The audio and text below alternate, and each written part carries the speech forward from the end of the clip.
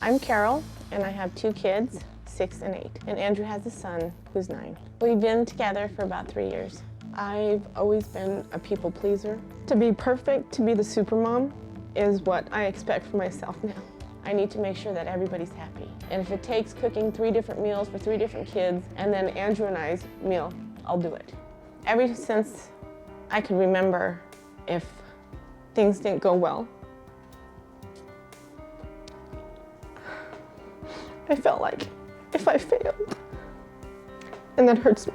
It's really difficult for me to see Carol put so much stress and pressure on herself about so many things. I try to make sure that everybody is on time for everything. God forbid if there's a glitch. Come on, come on, come on, come on, come on. Oh shoot, I forgot the keys. We spend about 4 to 5 hours in the car each day, which averages out to about 20 plus hours. I'm surprised I don't get road rage. Out of my way. It's the smallest things.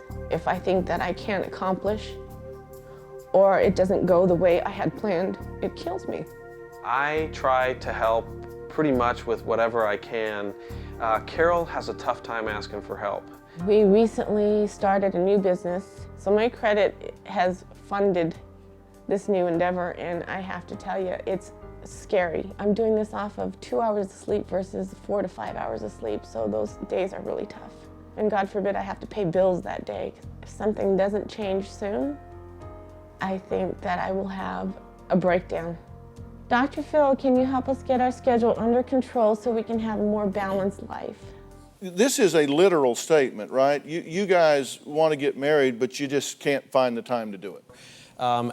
We talked about just kind of going to the justice of the peace with our parents and kids and say, I do, and get out and... maybe later we could have a luau on the beach and just kind of relax. That was kind of our plan. Yeah, but later when you get time, right? Yeah, and the money.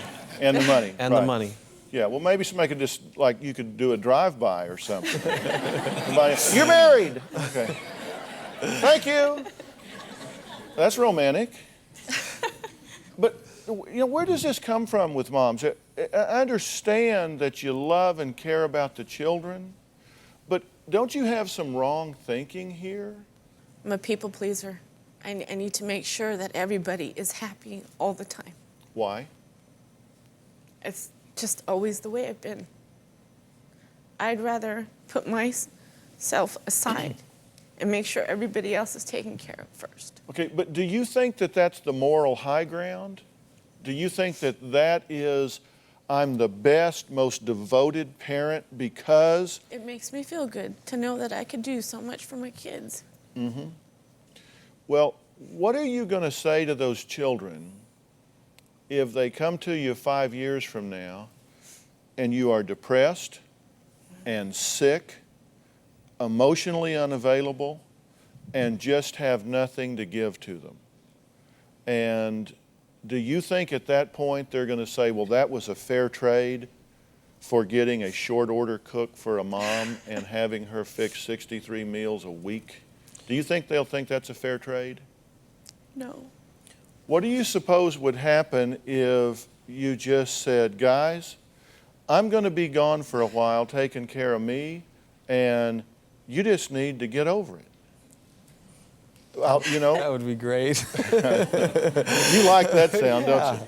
No, really, I'm not abandoning my children here. The truth is that you really rob children of a sense of self-mastery when you don't leave them on their own to do some things. I hear parents sometimes say, I have never spent a night away from my children in 6.5 years. Don't tell me. No. I've had time away. Okay, thank you. Maybe a night. All right.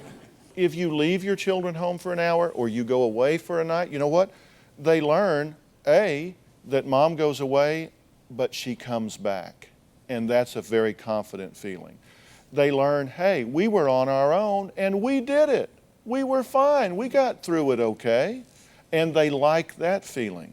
Do you have a story or a question for me? Click the link in the description and tell me what in the world is going on.